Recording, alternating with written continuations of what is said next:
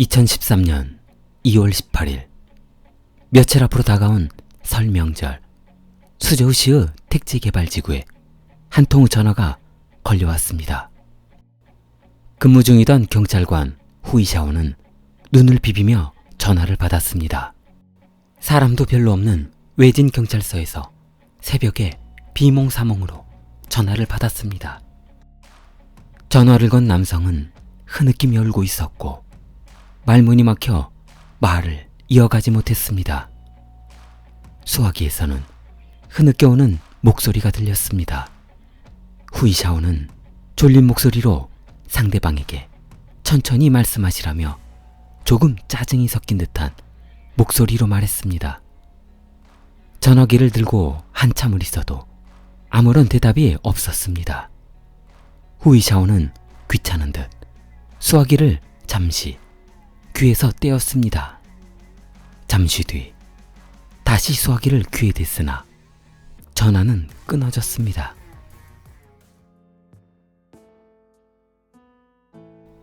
(2013년 9월 18일) 수저우시의 통신회사 직원들이 선로 공사를 위해 한참 공사 중입니다. 도로 구간의 배선 공사를 서두르고 있습니다. 택지개발 공사가 한참 마무리 중이기 때문이죠. 통신사 두 직원은 타고 온 트럭에서 긴 사다리를 꺼냈습니다. 사다리를 타고 맨홀 아래로 내려가기 위해 맨홀 뚜껑을 열었습니다.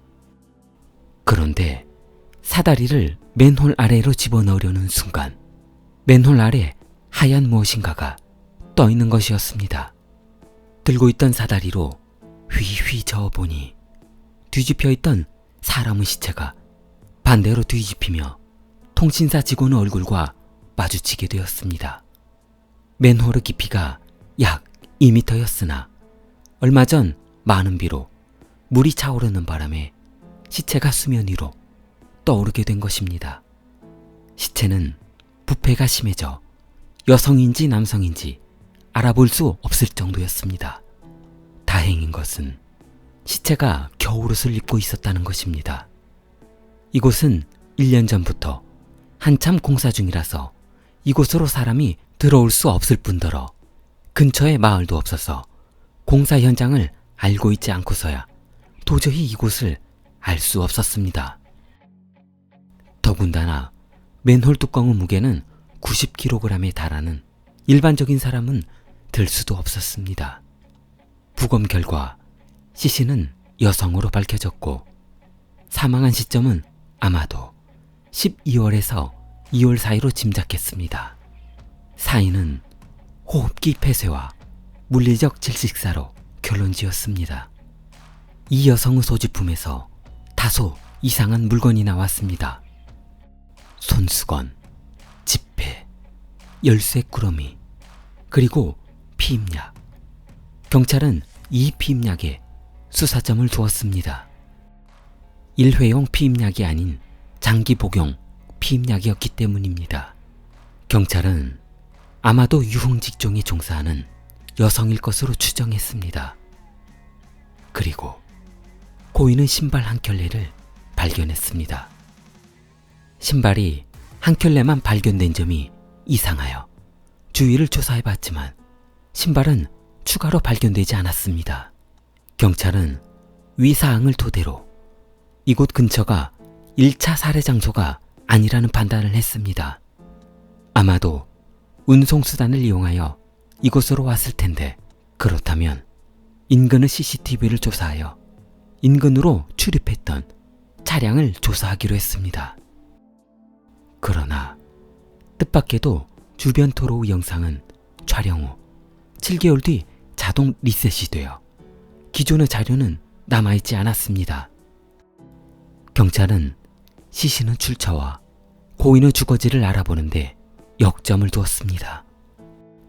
법의학실에서는 충격적인 시신의 모습에 경악했습니다. 이 사망자는 특이한 특징을 가지고 있었는데 두 발의 발가락이 없었던 것입니다. 그렇다면 아마도 이 여성은 평상시에도 걷지도 못했으리라 판단했습니다. 후이샤오는 갑자기 머리가 아팠습니다. 순간 2013년 2월 18일 본인이 근무를 서고 있을 당시 걸려왔던 한 통의 전화가 떠올랐습니다. 그때 전화만 제대로 받았다면 이 사건의 실마리가 풀리지 않았을까라는 그런 생각이 머릿속에서 떠나지를 않았습니다. 수화기에서 흐느껴 울었던 울음소리가 계속 귓가에 맴돌았습니다. 후이샤오는 그날 걸려온 전화의 발신지를 알아보고 싶어졌습니다.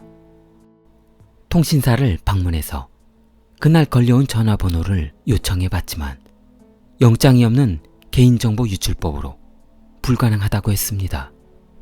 9월 19일 경찰은 시신의 여성과 흡사한 여성의 주거지를 파악했습니다. 그녀의 이름은 야오팡이었습니다. 야오팡은 2005년 노동자 치안과 결혼했습니다.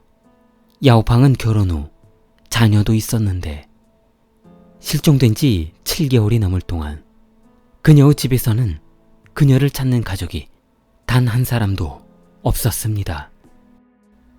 그녀의 남편조차 부인 야오팡을 찾지 않았습니다.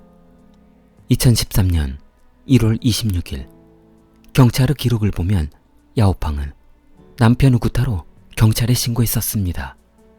경찰은 그 당시 기록을 보니 부인 야오팡이 도박을 하다가 남편 치앙이 집을 지으려고 모아둔 돈 7,000위안, 한화 약 130만 원을 잃은 것을 남편이 화가 나서 구타한 것으로 기록되어 있었습니다.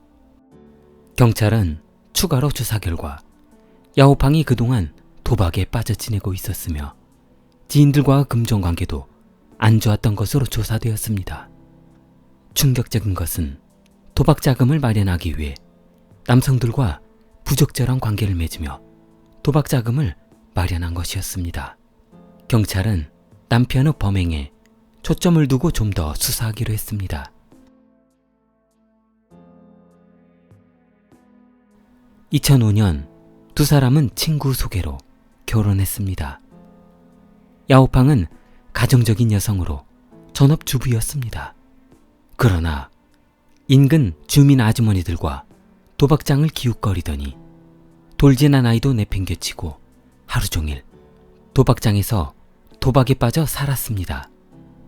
그러다 집에 돌아오지 않는 부인을 더 이상 기다릴 수 없었던 남편은 부인을 무시하게 되었습니다. 결국 상처만 남은 그들의 결혼 생활은 이혼하게 되었고 딸은 어머니 야오팡이 키우게 되었습니다. 그 이후 남편은 부인이 도박으로 탕진한 돈을 대신 마련하느라 주위 사람들에게 돈을 빌려야만 했습니다. 그리고 빚 독촉에 시달리던 남편은 아주 예민해져 있었습니다. 경찰은 영장을 발부하여 야오팡의 통신 기록을 조사했습니다. 2013년 2월 18일 그 이후로는 사용 기록이 없었습니다. 아마도 2013년 2월 18일이 야오의 마지막 통화였으며 사망 시점으로 보았습니다. 그런데 야오의 전화 기록의 마지막 전화를 조사해보니 그녀가 누군가에게 전화를 걸었던 것입니다. 남편이 아니었습니다. 야오펑이 전화를 건 사람은 소준이라는 여성이었습니다. 소준을 조사했으나 그녀와 그렇게 친분도 없었을 뿐더러 전화통화를 할 만한 사이는 아니었습니다. 경찰은 아마도 죽기 직전 야오펑의 손에 쥐었던 핸드폰에서 잘못 눌러진 단축 번호일 것으로 판단했습니다. 경찰은 소춘에게서 야오팡이 드나들었던 도박장의 정보를 알 수 있었습니다. 조사 결과 운전사 제안이라는 사람과 비교적 친분이 많았습니다. 야오팡이 도박을 마치고 귀가할 때면 매번 제안의 차를 타고 숙소로 돌아갔었다고 했습니다. 그리고 야오팡의 전화 기록에 제안의 전화번호가 다수 등장하는 것도 수상했습니다.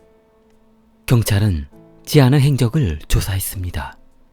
2013년 2월 18일 지안의 차량 행적을 조사했습니다. 그러나 충격적이게도 2013년 2월 18일 오후 16시 46분에 지안이 범죄 현장의 북쪽 방범 CCTV에 찍혀 있었던 것입니다. 1시간 뒤 18시 06분 지안의 검은색 차량이 다시 지나갔습니다. 약 1시간이 넘는 시간 동안 지안은 어디에서 무엇을 했는지 취조했습니다. 한참 후 지안은 더 이상 범행을 부인하지 않았습니다. 2013년 9월 23일 지안은 구속되었습니다. 지안의 나이 39세였습니다. 지안은 친척과 지인들에게 여자친구가 생겨서 조만간 결혼할 것이라며 자랑하고 다녔습니다. 경찰은 지안의 차량 뒷좌석과 트렁크를 조사한 결과 야오방의 머리카락과 DNA가 검출되었습니다. 지안은 수갑이 채워진 채 모든 것을 포기하고 진술하기 시작했습니다. 도박장에서 그녀 야오방을 알게 되었고 2013년 2월 17일 야오방은 여느 때와 같이 도박을 마치고 숙소로 돌아가는 길이었습니다. 야오방은 숙소 앞에 도착하자 고마운 마음에 지안의 핸드폰 번호를 물었습니다. 지안은 야오방에게 본인의 전화번호를 알려주었습니다. 다음 날 아침 2013년 2월 18일 오전 8시 야오방은 지안에게 전화했습니다. 같이 드라이브 가는 건 어떠냐며 물었습니다. 그러자 평소 야오방에게 호기심이 있던 지안은 본인도 좋다고 했습니다. 야오방의 숙소 앞에 지안의 차는 멈춰섰고 딱히 목적지를 정하지 못한 두 사람은 야오방의 권유로 인근 호숫가로 드라이브 가기로 했습니다. 점심 식사를 마치고 호숫가에 차를 멈춰 세운 후 대화하던 두 사람은 묘한 분위기에 휩싸이게 되었습니다. 지안은 야오방에게 가능하냐고 물었습니다. 그러자 야오방도 마음을 열었습니다. 지안은 야오방에게 얼마를 좋아하냐고 물었습니다. 그러자 야오방은 아무런 대가를 바라지 않는다며 돈은 필요 없다고 했습니다. 두 사람은 일을 마친 후 돌아갈 준비를 했습니다. 그런데 야오방이 지안에게 말했습니다. 다시 생각해보니 5만 위엔은 받아야겠다고 했습니다. 그렇지 않아도 도박빚으로 사채업자에게 4천만 원의 빚이 있어 하루하루 생활하기 힘든데 그거라도 받아야겠다며 내놓으라고 했습니다. 그러자 지안은 화를 내며 처음부터 안 받기로 했으면 받지를 말아야지. 이제 와서 왜 딴소리냐며 화를 냈습니다. 지안은 점퍼의 지퍼를 끌어올리며 못 주겠다고 했습니다. 그러자 야오방은 지안에게 만약 그 돈을 안 주면 다음 달 결혼할 여자친구에게 지금 사진을 찍어서 보내버릴 것이라고 말했습니다. 그러자 지안은 결혼을 준비하고 있을 여자친구가 알게 될 것이 두려웠습니다. 만약 그렇게 된다면 친척이고 지인이고 예비 장인 식구에게도 이 사실이 알려질 텐데 지금 이 행동이 너무 수치스럽고 화가 났습니다. 지안은 그 자리에서 그녀의 목을 졸랐고 야오방은 고통스러워하며 핸드백에 들어있는 핸드폰을 아무거나 눌렀습니다. 그때 전화기에서 여성의 목소리가 들렸고 지안은 너무 무서워 그 자리에서 야오방을 살해했습니다. 2013년 2월 18일 오후 5시 해가 지고 어두워지자 지안은 호수 인근의 차량이 통제되어 있는 공사 현장으로 차를 끌고 들어갔습니다. 공사가 한참 진행 중이던 현장에서 닫혀있던 맨홀 뚜껑을 발견하고 그 안에 야오방을 집어 던져버렸던 것입니다. 그 당시 야오방의 발에는 한쪽 신발만 씻겨져 있어 나머지 한쪽 신발을 찾기 위해 인근을 뒤져봤지만 끝내 나오지 않았다고 합니다.